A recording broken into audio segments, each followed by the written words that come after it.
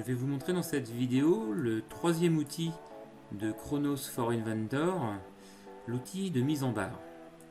Cet outil vous permettra de calculer le nombre de barres nécessaires pour la fabrication de vos modèles d'ossature métallique.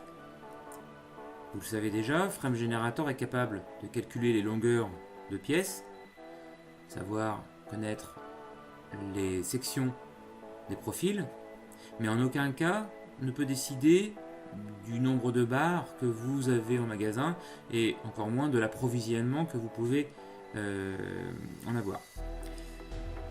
Du coup, Chronos for Inventor avec la mise en barre vous permettra d'optimiser très rapidement et de régler efficacement les approvisionnements en matière que vous avez à l'atelier. Voilà comment cela fonctionne. Il vous suffit simplement de lancer l'outil mise en barre, de pré-régler ou de choisir le gabarit par défaut. Si vous souhaitez le modifier, vous pouvez directement l'ouvrir ici.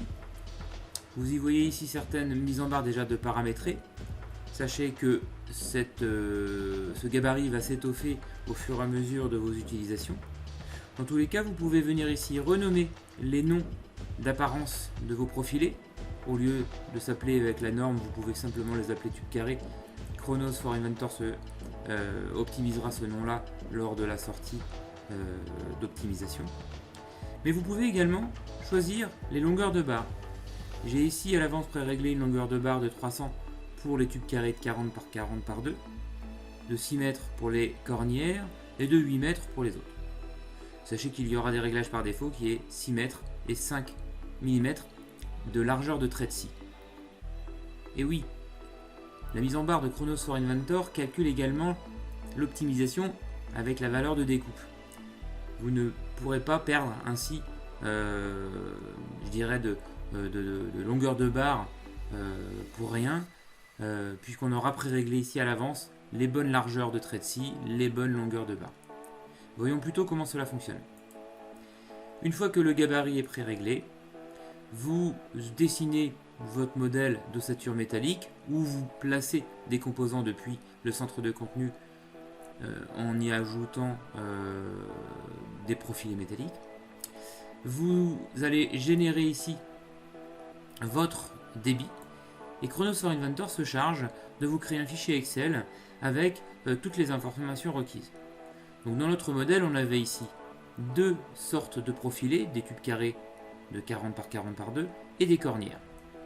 Nous les retrouvons ici, listés donc dans une description que l'on avait renommée tube carré par 40 par 40 par 2. Donc on parle bien du même profilé pour ces trois lignes. Pour faire notre châssis que l'on a modélisé, il nous faudra 3 barres. Ce sont les 3 lignes ici, première barre, deuxième barre et troisième barre. Dans la première barre, nous aurons plusieurs morceaux, un de 1200, un de 759 et deux de 759. On a donc le comptage ici de nombre de morceaux. Un petit rappel sur la matière, la longueur de barre que vous aviez paramétrée. Une valeur de chute moyenne, sachant que la dernière barre n'est pas calculée. Nous aurons donc ici 3 morceaux pour cette barre, 266 mm restants et un taux de chute de 8,9%. On voit ici que la dernière barre forcément a un taux de chute important, mais c'est normal. Elle ne sera donc pas calculée dans la moyenne générale. On a également un autre morceau, la cornière. Ici, une seule barre suffit pour découper 4 morceaux,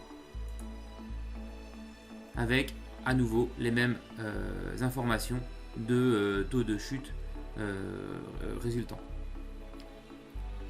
Si maintenant vous modifiez ou vous continuez votre conception, par exemple, je vais rajouter des plats de 35 par 8, comme des goussets ici de rigidification ou des contreventements. Je vais en ajouter un de l'autre côté également, histoire d'en avoir deux tout de même. Hop, voilà. Je vais les découper.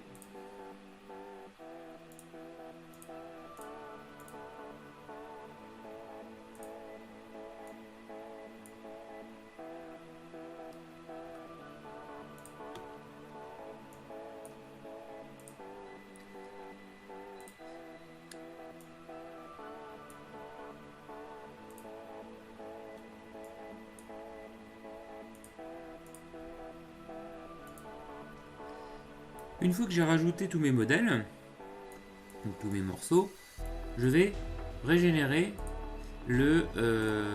l'optimisation de barre. Je retourne ici dans mon outil Chronos for Inventor mise en barre et je vais régénérer ici directement mon calcul. On se retrouve maintenant avec 3 morceaux. Je vais agrandir un petit peu l'affichage, voilà. 3 barres, puisqu'on a maintenant un troisième profilé finalement. Alors je ne l'ai pas renommé, mais on est bien avec le 35/8 au niveau plat.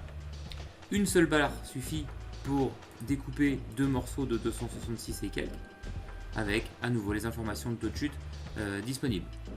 Vous pourrez comme ça générer au fur et à mesure de votre fabrication la mise en barre de vos ossatures métalliques et vous pourrez calculer ainsi au plus juste la commande matière, calculer au plus juste les valeurs de chaque morceau et aussi récupérer une notion de reste, de chute disponible peut-être pour fabriquer d'autres morceaux.